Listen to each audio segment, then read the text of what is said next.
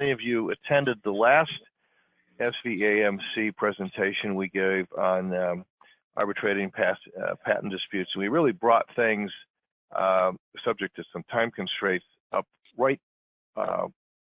to the pre-hearing conference. And now what we're going to do is we're going to present some thoughts we have about proceeding with patent arbitration after that. So before we do that, I'd like to introduce my co-presenter, Harry Samaras. Harry, maybe you could give folks just a little bit about your background for the few people who don't know that already, and introduce yourself a little bit. Sure. Hello to everybody that I do know, and to those who I've never met personally. I am a full-time neutral in my own ADR practice. I mediate, arbitrate commercial, domestic and international cases in the commercial area that focus on intellectual property and business and technology. I'm a distinguished fellow of the International Academy of Mediators and a fellow of both the College of Commercial Arbitrators and the Chartered Institute of Arbitrators. And I've worked in my legal career, I worked as an attorney both in the corporate and private sectors. Early in my career, I served as a staff attorney at the Court of Appeals for the Federal Circuit, many of you know of, and then I was a law clerk for 2 years to Chief Judge Helen Neese. And before that, I was a patent examiner at the Patent and Trademark Office in Biomedical Arts. I'll just conclude by saying I've got a couple degrees in science and a JD and an LLM in patent and trade regulation law. And as you'll see at the end of the presentation and in the slides, both David and I are authors. I just published second edition of the book, ADR Advocacy Strategies and Practices for Intellectual Property and Technology Cases, that was published by the Intellectual Property Law section of the ABA. Thank you, Harry. I'm David Allgeier. Until the end of this year, I've been a partner for 35 years with the law firm of Lindquist and Venom. During that time, doing commercial and intellectual property litigation and arbitration, and doing a focus during the last few years, often on patent litigation. I've been an arbitrator for about 17 years, and during that period have arbitrated any number of commercial cases and a number of patent cases, which led to me writing my book, Arbitrating Patent Disputes, A Practical Guide, which will be also through the ABA. So let's get started with our presentation. Let me first, a few ground rules on how we'd like to run things. We're going to invite, and you'll see I'll ask and throw some questions out to the audience, and you'll see a big red question mark when I do that, and that will be your cue to chime in if you have something to share with us. I'd like to keep this as interactive as we can, and possibly help all of us help ourselves get better at this, and also any questions you may have. So you can chime in. It might be a little chaotic if everybody chimes in. At some point, if you want to make sure that I call on you, you might notice your screen has a chat, those of you who have your screens up. If you just type your name in there and indicate you'd like to say something, your name will pop up on my screen, and I can call on you if time works out to do that. So I appreciate all of that. Let's talk a little bit now about when I talk about patent disputes and arbitration. We went over this a little bit last time, but to put us all on the same page, typically, at least in my experience, when you're talking about a patent dispute and arbitration, it's going to be something that comes out of a contract 99 times out of 100, because people don't particularly seem to want to put garden variety disputes into arbitration after they've arisen in federal court. I don't know why that is.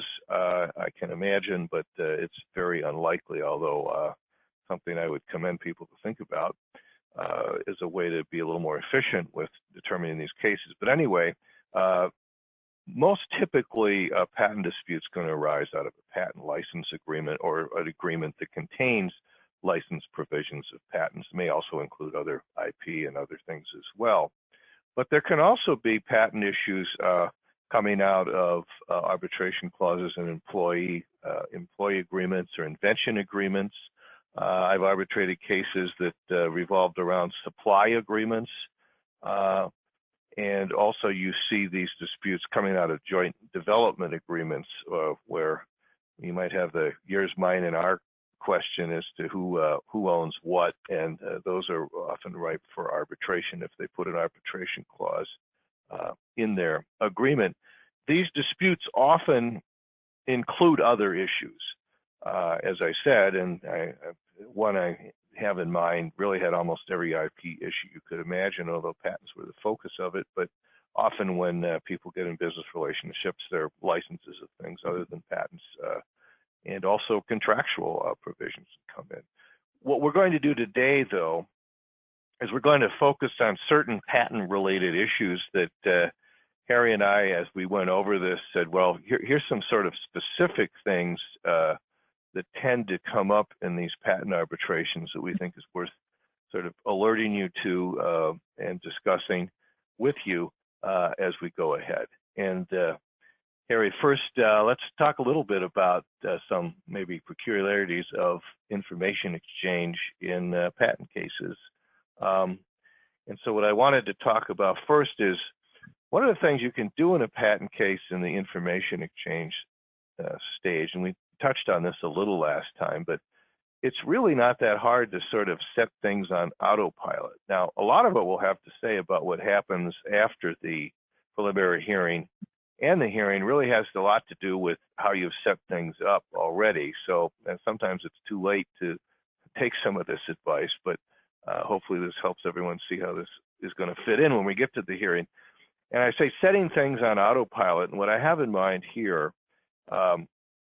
are there certain things that are basic in many patent disputes you'll see in arbitration, and we really have some pretty good rules available to us through the various arbitration organizations that help us through that. We know, for example, that people are going to want to get the basic documents, the prosecution histories, and in some cases, foreign prosecution, query whether that makes sense in every case, but in some of these cases that will make a difference, particularly if there's a validity attack or some of those other things. And typically in a license or other dispute, the question is going to be whether the new products practice the claims of the patents that are asserted. Everybody's going to need to know what the products are that are accused and information about them. Claim charts are almost always going to be necessary if the case involves analysis of the license sort of on a claim-by-claim basis by product. Disputed claim terms, in most cases, are going to come up. Because validity, as we discussed last time, is virtually always a possible issue in any patent dispute, disclosures about inventions to third parties and early sales are something that probably people are going to want to be able to get information about it. And of course, your conception, reduction to practice documents. And in terms of validity, again, prior art identification and contentions, as in any patent case, are often going to be important. The validity contentions, including contentions under 112 paragraph 6 and other items of that sort are something that are almost always going to come up, in addition to possible unenforceability contentions. Although I have to tell you that, in my experience, hasn't come up as often as maybe it would in federal court, but I'm sure it could. So we have some good categories of information that we can check through the supplemental patent rules. For example, those are the AAA, but other organizations have them as well. And you want to consider these things at the outset insofar as it fits the dispute, so that you really can put this information exchange sort of almost on autopilot. That is, the parties have to do it, but they know they're going to have to do it. You know, everyone knows it's going to have to get done, and you might as well put it in place to make this happen and avoid some of the disputes and some of the delays that others. Now, the important thing, of course, about patent arbitration and its flexibility is you only have to do so many things as actually fit your situation. Not every case needs all of this, and it really gives the arbitrator a chance to so it sets the stage for a smooth information exchange and making sure everybody gets the information they need, but really no more than is actually needed. Okay, there's some other aspects to this. Most of these cases are going to include, of course, damages, and often in the form of royalty amounts. And so you're going to want to set in place an information exchange covering all of those things. You know, you're going to need to know what the royalty base is, what the rate's going to be. Now, most of that's going to be in the contract, but you have to get the information on that. The parties are going to have to exchange it in most cases, and if it fits, you'll want to have that done. And of course, there are other aspects of damages depending on the basis of recovery. So those are going to be in almost every case, and addressing that at the outset, so it just puts things in place so all those things happen that fit in your case is going to make things a lot smoother during the course of the arbitration. And Harry, I think you had some specific thoughts about the protective order and reliance documents. With the protective order, I typically, I will raise the protective order even before the preliminary hearing. Oftentimes, if it's an administered case, I'll send a list, send an email to the case manager and say I'd like for the parties to take a look at this list and to prepare something in writing to send to the panel or sole arbitrator, you know, in advance, where areas of agreement and disagreement. And one of those things relates to the protective order. So I get them thinking about it, then even suggest that they may exchange, if they want to use a protective order, in most cases they do, that they exchange it. At the preliminary hearing, I raise that again. And what I'll do is I will, the purpose of it is you just don't want the protective order issue to interfere with the rest of the case. You know, in terms of, gee, I wasn't able to produce because we didn't have this in place. And so in view of David's idea of putting things on autopilot or creating efficiencies, I will build in like a deadline that I run past the parties for trying to negotiate the protective order. And with the idea that as of the deadline, if you haven't, you know, if there's still any disagreements, just send it to the panel with what the areas of agreement, you know, the actual protective order, what provisions you've agreed on, if there are any, where the dispute is and why the dispute is there. If I feel like I need a short telephonic hearing, then I hold it just to make sure that we have something in place. And then on reliance documents, it's just an idea that I've seen people do a couple things in terms of trying to jumpstart discovery before the actual document requests are propounded. One of the other, in addition, on the other side, there was the AAA supplemental patent rules. CPR also has patent and trade secret rules that are worthwhile looking at. And they have a rule in there, Rule 4, which is very much like Rule 26A1 in the Federal Rules of Civil Procedure, initial disclosures. Some people like to jumpstart things, get that, make sure that the parties will, right after the preliminary hearing, you know, abide by those initial disclosure rules, or maybe jumpstart things by producing reliance documents, those things that you're going to rely on for the, you know, the issues upon which you have the burden. Those are just other ideas in these cases that otherwise are document intensive to get things rolling.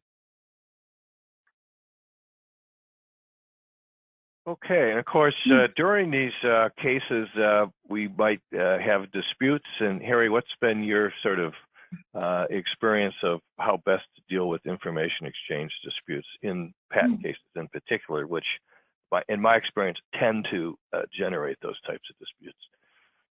Yeah, I mean, certainly this may not seem out of the ordinary. I'll typically build in dates, again, in my initial scheduling order, to bring disputes to the attention of the panel after certain events. So after the parties have propounded document requests and served their responses and objections, I'll give the parties a certain period of time, and then if there are any issues relating to the scope of discovery, I ask them to bring disputes to the attention of the panel. Another event would be after, at certain point in time during the production, document production. I don't leave it all the way to the end of document production, because then that may be, again, affect the schedule.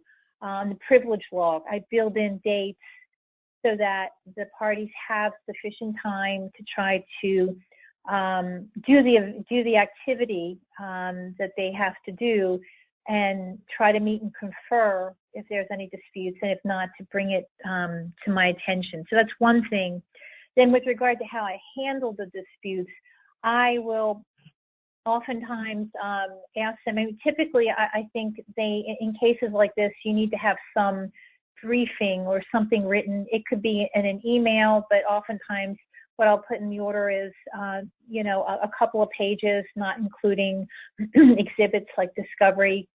And I'll typically give the party who is bringing the dispute to the panel's attention, they can file an opening, and then there's some response to it. And then what I'd like to do is I like to hold a telephonic hearing, because I often find that although the issues can be memorialized well, oftentimes there are things relating to the scope or technical issues.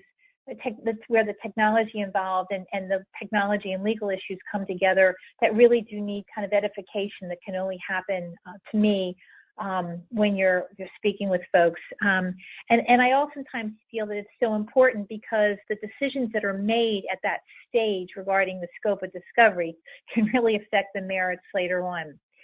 One other thing that I'll mention quickly, it's worth considering. We're going to get to tutorials in a couple of slides, but I always ask myself, am I prepared to decide the discovery dispute? And what do I need to be prepared to do that?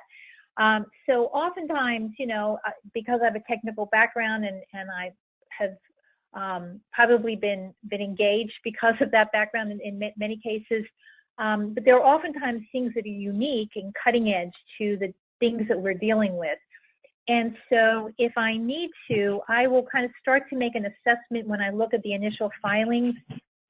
Do I understand what's, the technology issues here and how they're intertwined with the legal issues? Do I need any kind of, maybe I want to ask some questions at the preliminary hearing, but certainly if after the briefing I feel like I need some, it could be that I tell the parties, gee, I'd like to go into this before we get into the argument on the discovery issues. I make sure that I am fully feel comfortable to make that decision, because oftentimes it's the issues are intertwined, and you really do need to understand the technology, because it can affect not only how you're understanding the patents or the technology issues and the contract issues in terms of what's covered, if it's a license agreement, but also what products are involved. So just another thing to think about. I would echo that. And I do find that unlike some cases where often you might just start out with a phone call and a conference and sort of handle things a little more informally, I generally find that in patent cases, like you, I like to sort of have a schedule for when there are going to be problems with the discovery that's already happened, when they're going to bring that to my attention. And also, I usually like to start with something in writing, because typically it is a little more complex than perhaps in other cases. I think that helps quite a bit. Often just letter briefs, and followed by oral arguments if we do need them. Let me throw this out. What has everyone's experience been? Is there anything in patent matters or that would apply to patent matters that you find particularly effective expediting information exchange and resolving disputes in that regard? Anyone in the audience have any thoughts on that?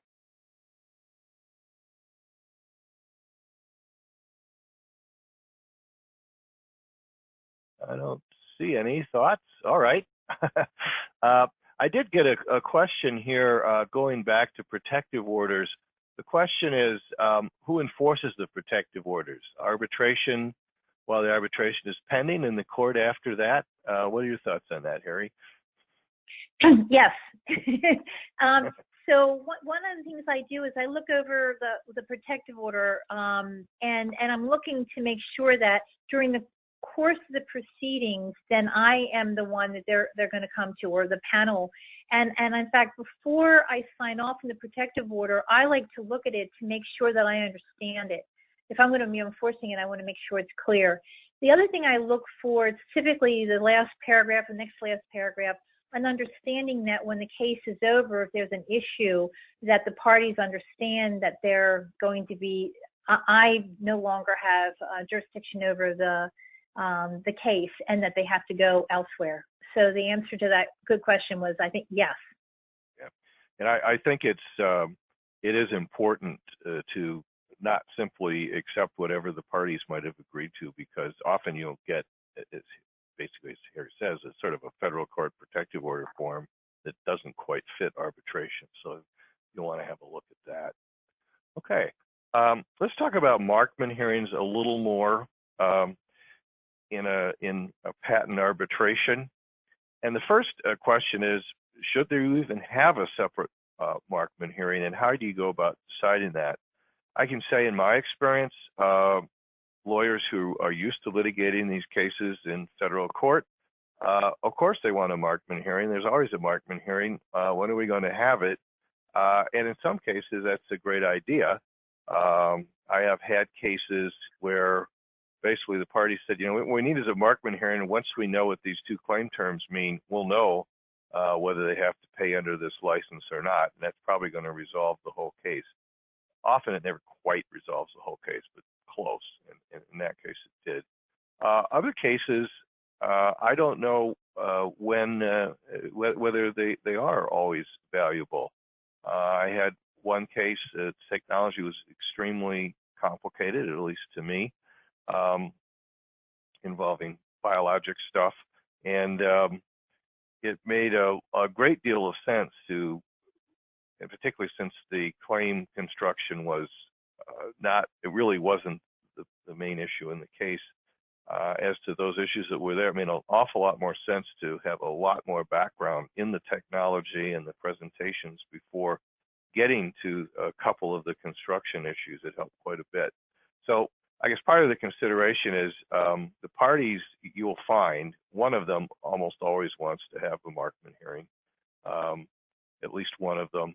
And you might want to go through with them whether that really makes sense in the particulars of the case. And often I put it off and say, you know, you can come back to me after you've got a little, you put the contentions back and forth on infringement or your claim construction contentions. And if you really do need a Markman hearing, you know, come and let's talk about it. We'll schedule one and how we're going to do that.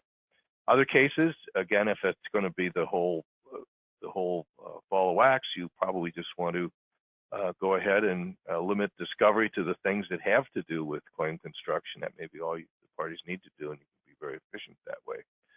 The next question is when to have the Markman hearing. You know, even in federal court, courts typically have a separate Markman hearing for the case, and it's usually before the trial because you have to instruct the jury, but actually you don't have to do it that way. Some courts wait to instruct the jury and consider the whole trial a Markman hearing. That's unusual, but it does happen. Should you bifurcate and have a separate procedure? Again, it will depend on the case. I mentioned before, you know, it might be that if you're sure there has to be a Markman hearing, you might limit discovery just to those issues, and that can be much more efficient. After all, if you're going to do full-blown discovery in a patent dispute where you're going to be looking at validity and all those other things, and maybe a Markman hearing is all you need. You can save a lot of time and effort that way. The next question is the form of the hearing. Typically, I've seen it done with briefs and affidavits, but the question is who's going to do what?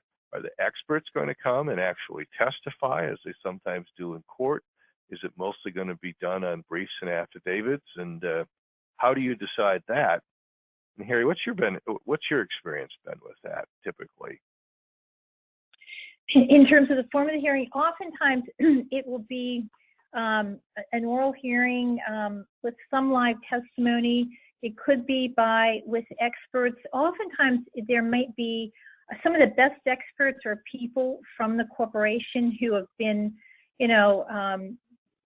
working in the corporation and really understand the technology. They're very believable. They're, oftentimes better than the experts from the outside. And that can be very, very effective. And it gives the opportunity, an in-person hearing can really give the opportunity for the give and take that you need to ask and to understand what you need in terms of making the decision. So that's briefs that would, some briefing that would come before, and then sometimes briefing afterwards. It really all depends. It all depends upon how complex, how many claims, how many patents, et cetera, to whether you need some briefing before and briefing afterwards. That is really just you try to make a decision at the time to see what's going to be most helpful. It may be that there's just some type of supplemental briefing that needs to be done from the result of the testimony that's heard or questions that have been asked. Mm-hmm. And then the question also arises, is it the form of the order or award that you're going to put in place after that? You might do an interim award, but then the question is going to be whether that is set in stone or whether in fact you could change your mind as the proceedings go on. Courts sometimes do that. You might want to leave that open, and that might be something you want to discuss with the parties, what their expectations are. Or you might want to do a final interim award. This is the claim construction, folks. It's not changing. Don't try and change it. It really would just depend on what makes sense in the case you had. Has anyone had any experience with Markman hearings? Any practices you found were particularly good, or anything that you think people should avoid in your practices? Throw that open to the audience. Well, if you think of something, send me a chat message, and we'll discuss that further. David, I'll just add one thing quickly about Sure. Whether having the bifurcation. Sometimes people, and you touched on this, sometimes they feel that when you have the bifurcation, that it may help to narrow the infringement issues. Mm-hmm. Or it may, as I think you suggested, it could even help people settle the case by after having the Markman, the interpretation. Oftentimes, however, it seems as though they want discovery on everything. So they feel that the other bifurcating the decision could be helpful, but not bifurcating discovery, because then you're kind of multiplying the time and the propounding the discovery requests and disputes that come up. Just deal with it all at one time. So that's kind of what I've found in my experience. Mm-hmm. It really makes more sense to just keep the whole thing on track. Yeah. Okay. Well, let's talk a little bit about tutorials. Harry, when do you like them? And you touched on this a little before, but what is your experience been with these? My experience is that oftentimes the parties will really look to me. Typically I don't have people say, well, we want to do a tutorial. Again, it's part of my list of things I'm going to cover at the preliminary hearing. Occasionally they might bring it up. Oftentimes I don't like to do it as a matter of form, and I don't think the parties want it as a matter of form. If seeing arbitration is, faster and less expensive, et cetera, than litigation, So I think they're looking to me to say, what do I need, or what does the panel need, and to focus what the tutorial would be on, because I think part of it is, well, if we're engaging or appointing people that have a technical background, we shouldn't have to, start from scratch on it. So there's some expectation I've heard from folks about that. In terms of when, I'm really not looking at the schedule. As I kind of indicated before, I'm looking, so in other words, what would be a best time to schedule it? I'm looking to when I need it or when it would be the most helpful to me to schedule the tutorial. And the tutorials can be anything, just skipping down to the bottom, they could be anything from something where it's written or glossary to something where they're using, I may say, look, I'd like to hear from both of you about such and such, go into this compound, or what was being developed here. I want to understand this a little bit better. And what about, so it can be something that is informally given, something where there's a little bit of briefing, a memoranda or something that prepare, or a couple of PowerPoint slides. It just matches what the need is. In terms of, so when it held, it all depends upon when it would be most helpful. In terms of who presents, sometimes people are a little sensitive. If someone's using their hired expert, they want to be able to do the same, or they'll look to me to try to, I try to assure them that really what I'm looking for is just information that I can rely upon. It's not on the record. And so you can use whoever you want. If you want to use your XI expert, oftentimes it could be somebody, as I said, in the company, or even somebody from the team. There could be, oftentimes there are PhD attorneys who are really very capable of explaining the issues that I need. And so it can be anybody, and I reassure people that they should choose the people who they think they want to use best, and just, not think that someone's going to be more or less persuasive because of what their status is. In terms of, go ahead, but that's something that it seems to me can be a real advantage of patent arbitration. You don't have to pick an expert to sort of be great at testifying before courts and juries. You really can pick someone for expertise, but I think parties might be reluctant to do that, and I think some guidance from the arbitrator can help assure them that makes sense to do that. I would also say that if I'm going to ask for, this kind of reiterates something I've already said, if I'm going to ask for a tutorial, I'm going to be focused. I will have read the patents and be very, up to speed on the issues, so that I'm not just asking them to spend a lot of money and time on giving me a background so that it's a replacement for other work that I should be doing. My feedback from people, even during a case, or even informally, when I've spoken before, is that I think that when outside counsel has to go back to their in-house counsel or business, the business partners that they're working with, and say this, there can be some surprise that, well, what isn't that the point of arbitration, to have, arbitrators that are up to speed, et cetera. So that's just another thing. In terms of avoiding advocacy, I just make it clear when I bring up the issue, then it's clear in an order. And then I remind them again that this is about, explain to me or the panel what it is that we need to understand. And we don't want to hear oral argument. There'll be time for that. If I have to, I'll stop somebody and, just keep things on track about it.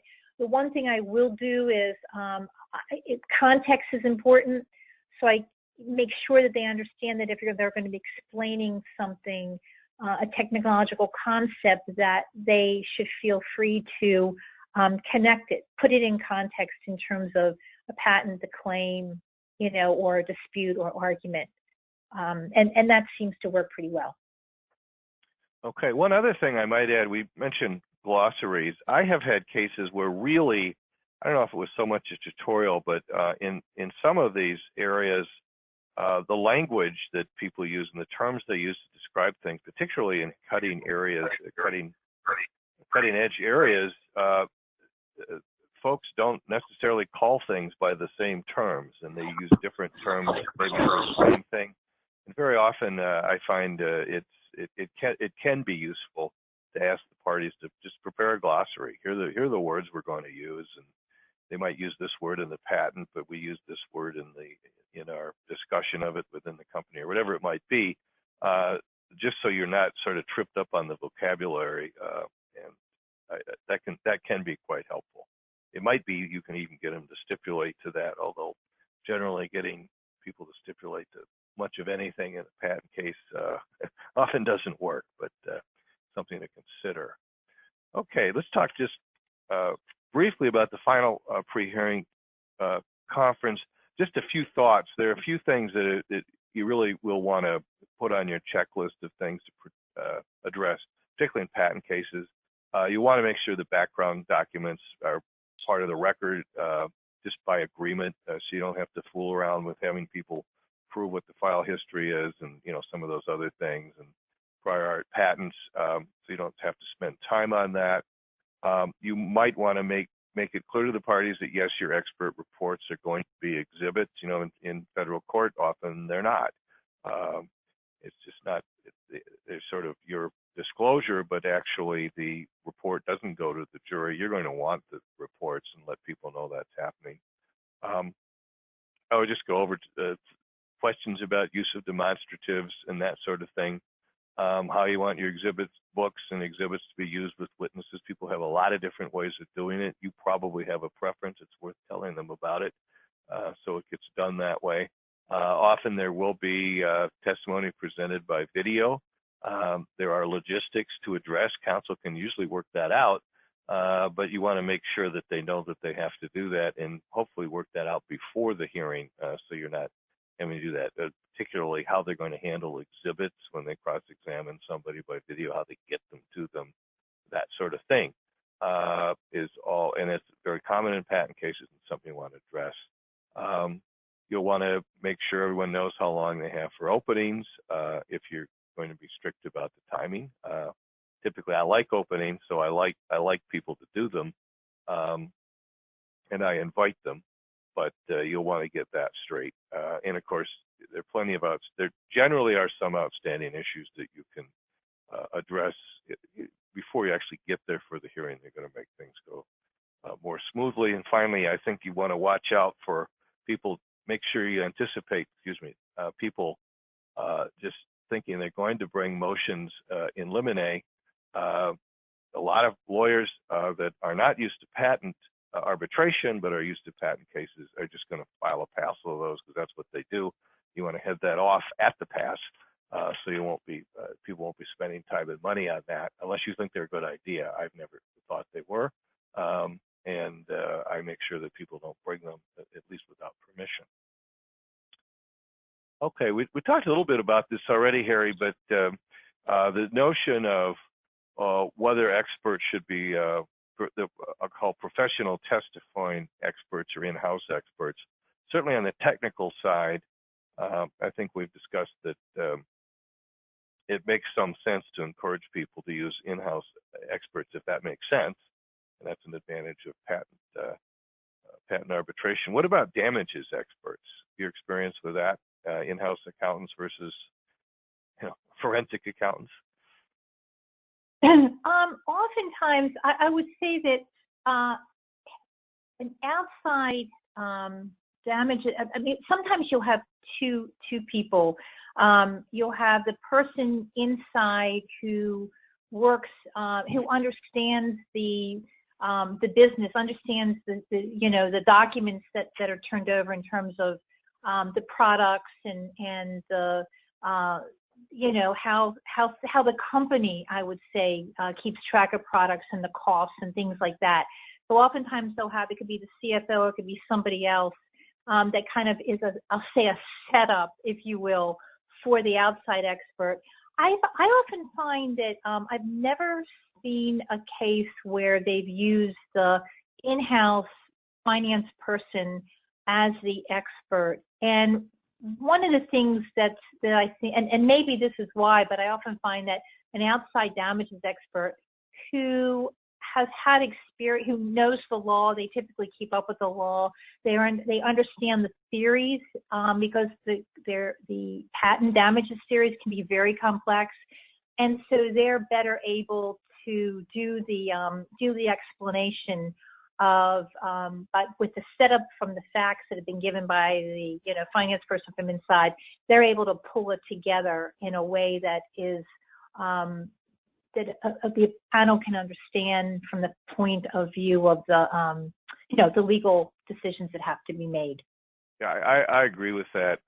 I've not usually seen it be very effective using just the in-house accountants. They just don't bring the sort of legal background to patent damage. Even in royalty cases, which should be sort of simple, they don't always bring the right background to that. I suppose in the right case, where it's just what are the products and what was the income, what's the percentage, maybe that's possible. But it doesn't seem like usually the in-house people just are as useful on those issues. They seem to know less about patent damage law than I do, which is not a good thing when you're trying to decide these cases and get them right.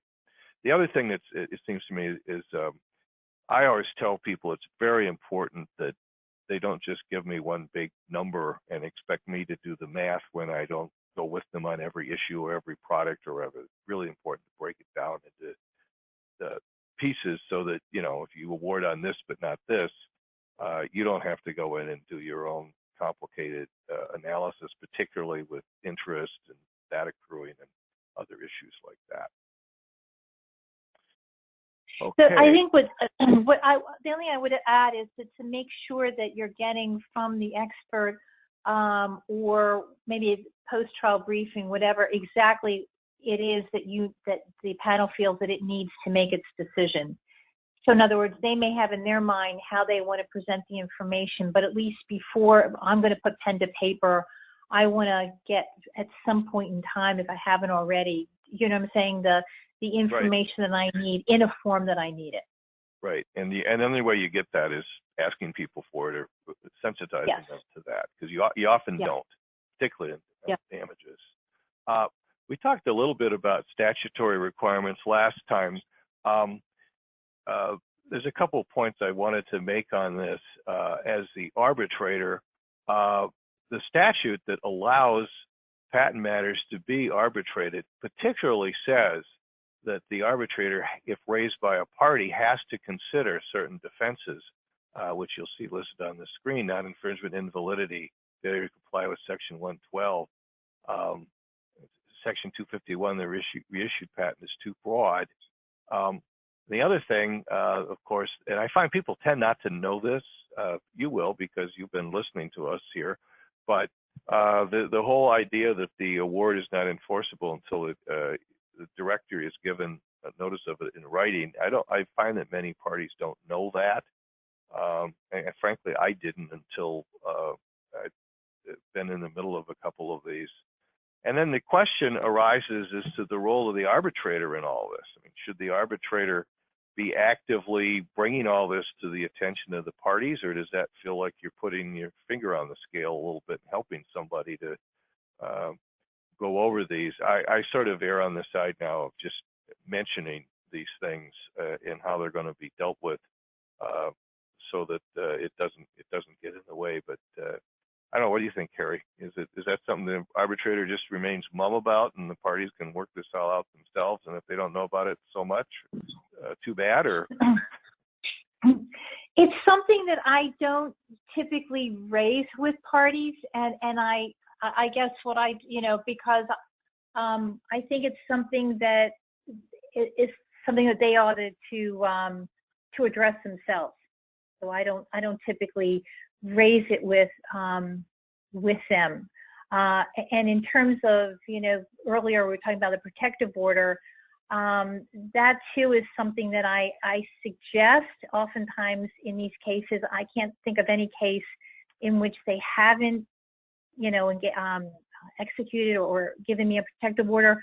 But again, I'm not trying to, I don't want to, I'm careful in terms of not representing the parties, but just making them aware of the privilege and not privilege, but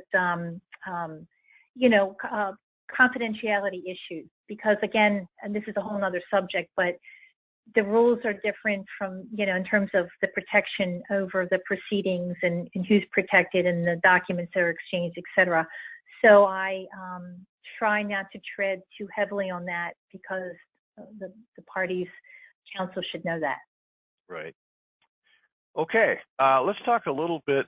There's one other statutory requirement, and we mentioned this last time, but 35 U.S.C. 135 has the same requirements if, in fact, someone wants to arbitrate a derivation proceeding, which is essentially like an interference, but not derivation because of the changes in the Patent Act. I haven't, frankly, ever been asked to arbitrate one of these, so I can't tell you that much about it. But again, some of the same considerations apply there to the requirements of the statute. Okay, let's talk a little bit about closing and briefing. Harry, how do you have you found a procedure that tends to work well for you in most patent cases? Yeah, what I'm going to do is before I start on that, there's a comment or a question about the fact that there are people calling from outside the United States that may not know what Markman is. So before I get into the briefing, I thought this is a good time. I mean, Markman, typically when we talked about it earlier, it came out of a case where Markman was one of the parties, and it deals with the question of the fact that courts will interpret the claim and then apply the interpreted claim, a properly interpreted claim, I'll say, to the accused products to determine if there's infringement. So the Markman hearing and the Markman proceedings, which typically involves briefing and a hearing, as we mentioned it, oftentimes a hearing, are really there to interpret the claims so that then they can be applied. So then the next phase is the application of the properly interpreted claims to the accused device to see if there's infringement. So I would call it a threshold determination.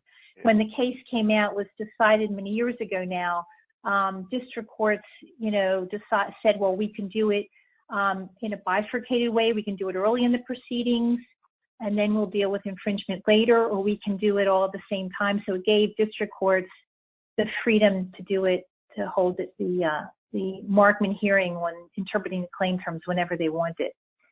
But the interesting part, I mean, one other interesting aspect of Markman is before that, and I lived through that a little in a trial or two, the jury would decide what the claims meant, as a matter of fact. Or some judges took that to go, and which, by the way, kind of makes the Markman proceeding in a patent arbitration a little different, because the notion was that the claim interpretation was something that the court did, so the jury didn't have to, and then they would give the interpretation to the jury. And of course, in arbitration, you have the same decision maker for all of it, which can inform whether or not you need to have a hearing like that.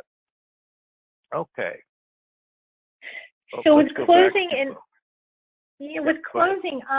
if a case is, if I'm writing, or the panel's writing a reasoned award, and it's a large case with, which typically these are with complexities, if it's not going to really increase the cost of the proceedings a lot, one thing that I tend to like to do is to not end with a closing, but rather have post-hearing briefing, and then get together again with the parties, either on the phone or in person if it makes sense, if it's kind of a day thing, where people don't have to travel very far and it's not too expensive, to have closing arguments.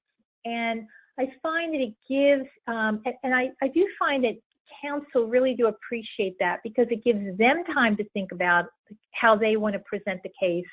Oftentimes where they started from is not where they end up, and they want some time to think about that. They also gives the panel time to think about the issues and to ask questions.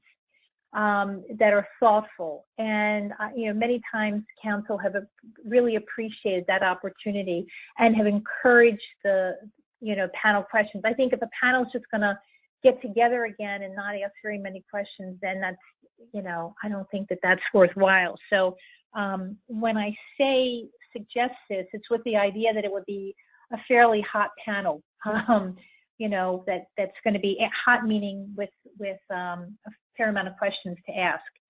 In terms of keeping costs down or efficiencies, one thing that I suggest to parties in the appropriate cases is, instead of briefings, that they do, so you end it, you don't have closing arguments, you're ending the hearing, and then they would send a PowerPoint presentation that outlines their presentation, so it hits on the important things. These are the claims that we're going to be talking about, the claim terms. This is a testimony that we think is important. These are the cases. And then they send that, to the panel, of course, exchange with opposing counsel. And then there's a transcription of their closing argument. And that can be extremely helpful because, first of all, it can cut down on the briefing, but it can help them really focus where they're going in terms of the oral argument. And then the transcription really becomes the briefing. So that's just something to consider in these cases. Yeah, that makes great sense. Has anybody out there had any experience, particularly in patent matters, with closing and briefing you think we'd find helpful? What's worked particularly well for you? I'll leave the bidding open for just a second. Oh, I did have another question here. The question is, do Harry and I think arbitration can be used when there's no pre-drafted arbitration clause, such as disputes with trolls? I'll start. I think it would be nice if it could be, because people could actually resolve these things without the expense of federal court and all that entails, and appeals and all that sort of thing. But I have to say, in my experience, that generally, if you don't have something in a clause already, you're just not going to get there.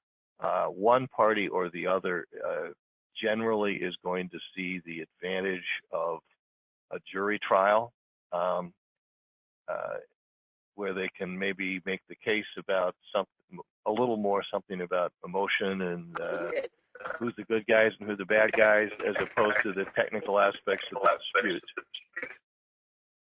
Harry, do you see any? Yeah, I would say that it's not impossible, but again, if I'm the defendant in the case, what I am probably going to want to do if it's a troll case is go to district court, because then if I'm attacking the validity of the patents and I can knock out the patents or particular, important claims, then I've done a service, a public service for others, as opposed to just,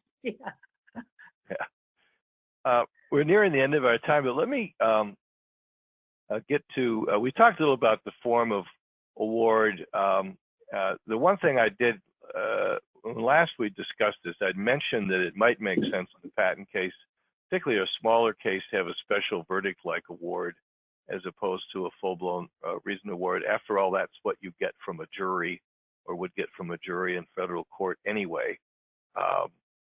And I put an example of how that might work. I don't think the parties are going to think of this, but in the right case, if you're trying to find a way to help folks save money, at least it's a suggestion that you might make that might help in the right case. One of the problems you have is the parties tend to argue about what the award should look like, what the form of the special verdict-like award would look like, as they do in just about any other case. But I think you can probably work through that, at least in the right case, as a way to save some time and money for everybody. I appreciate that we were scheduled for 11 o'clock my time through 12, or the other times, so that we're going to be stopping in the hour. We got started a little late, so I won't be offended if some people drop off, but Harry, maybe we should go another 3 to 5 minutes so to make up our hour. And if people aren't able to attend, we certainly understand that. And there are a couple of questions that we have, so I want to keep those in mind that come through on the chat. Okay. Oh, here's some more. Okay. All right. Oh, Grant Kim mentioned he had a comment. Let me hear from. There are more chats here that I noticed. Grant, what was your comment?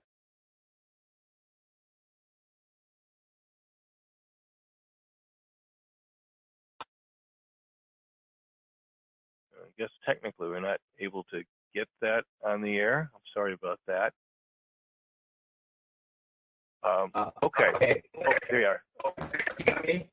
I think if you talk it, if you talk it, it mutes me, so you have to wait.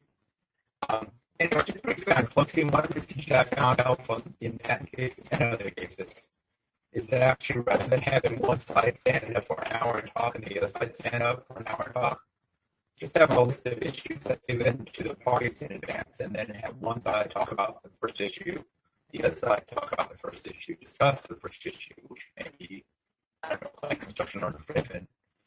And then you move on to the second issue, which maybe, validity or something, and then the third issue damages. I found that's a lot more helpful than, it depends on the case, but it can be a much better way to get to the bottom of the case than these long presentations.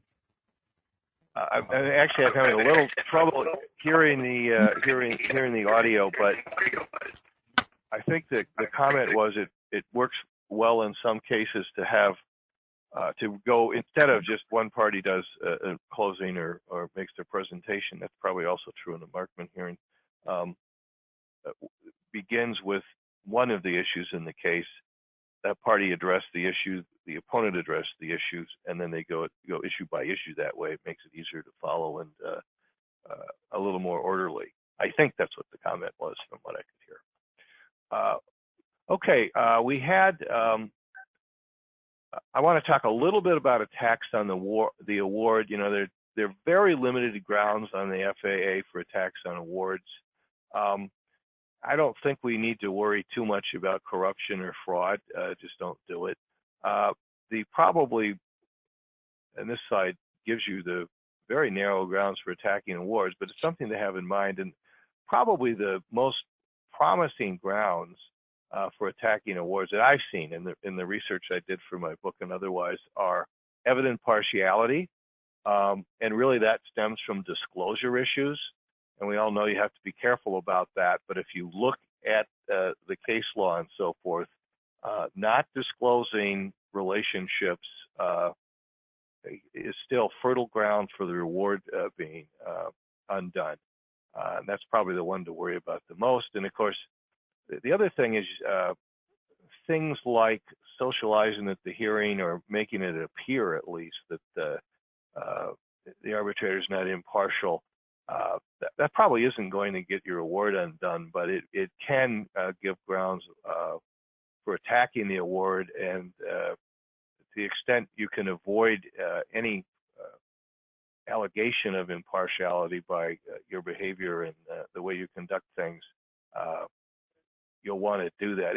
It's not a good thing if your award goes up for review on grounds like that, even if it ultimately sticks. You'd rather avoid that. The other one is this notion of not hearing evidence. And arbitrators all over the place, I have heard, say, well, this is arbitration. We're going to let this in for whatever weight it may have, if any. And at least some arbitrators are very reluctant not to let in almost anything anybody wants to say.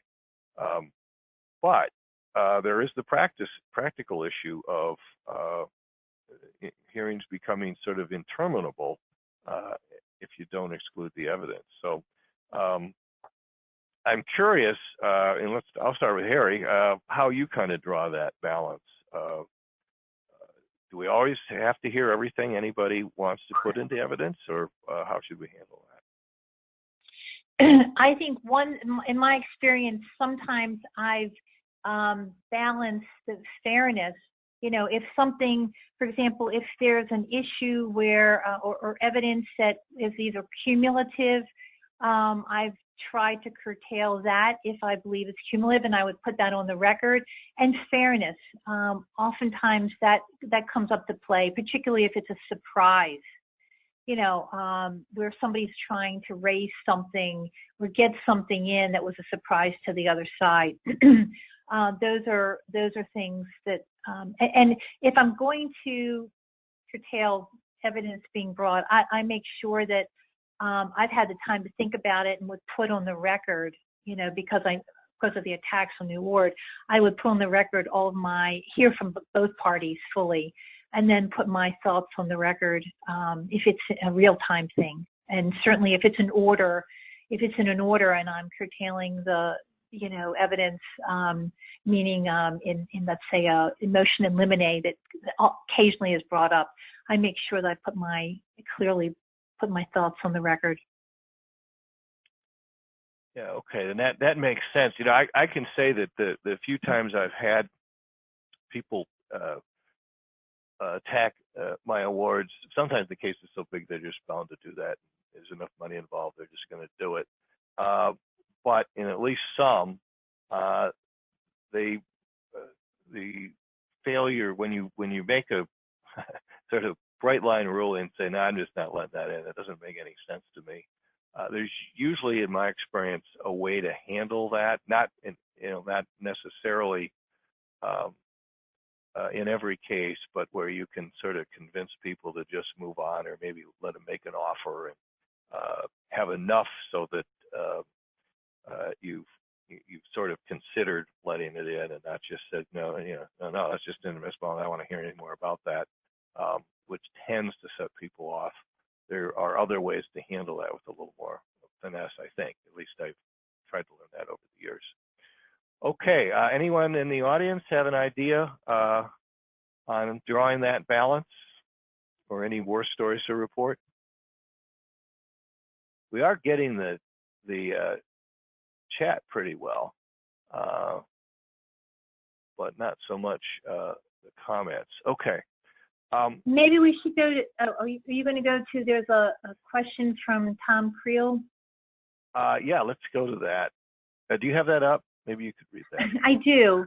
Tom says, and he wrote this to everybody, AAA rules say that the arbitrator need not render a reasoned award unless the arbitrator determines a reasoned award is appropriate. When is a reasoned award appropriate in a patent case? I mean, the first thing that I would do if they haven't, you know, expressed their view under the AAA rules in advance of the appointment of the arbitrator, I oftentimes ask the parties to, I'll raise at the preliminary hearing, and I'll ask them to go back and to talk to their clients about it.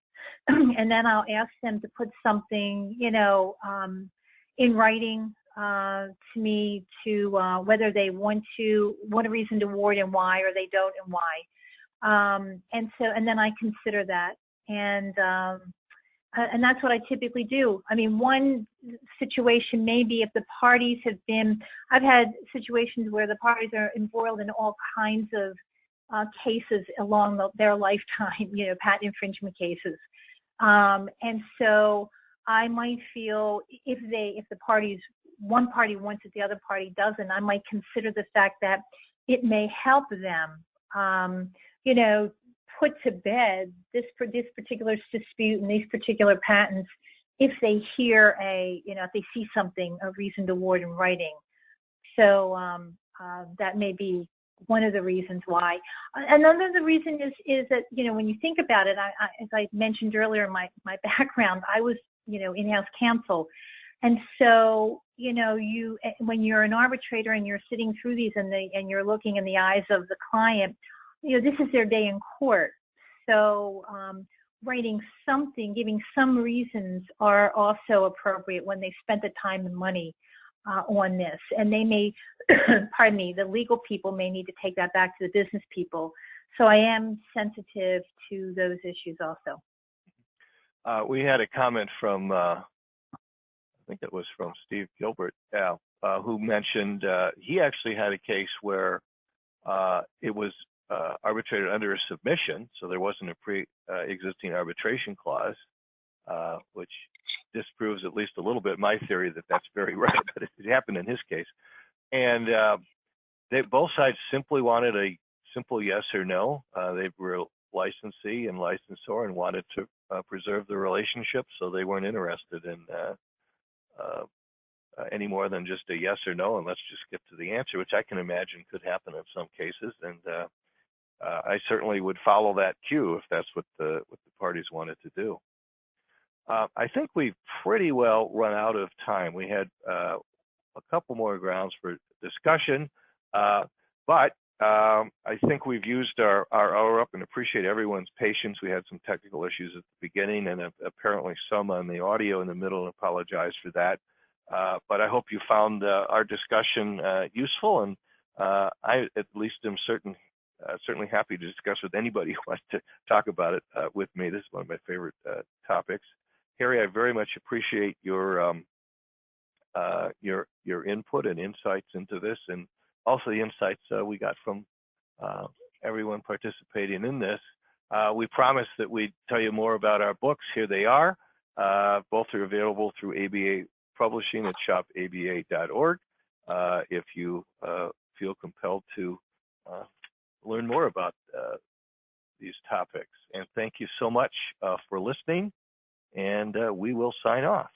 Thanks again.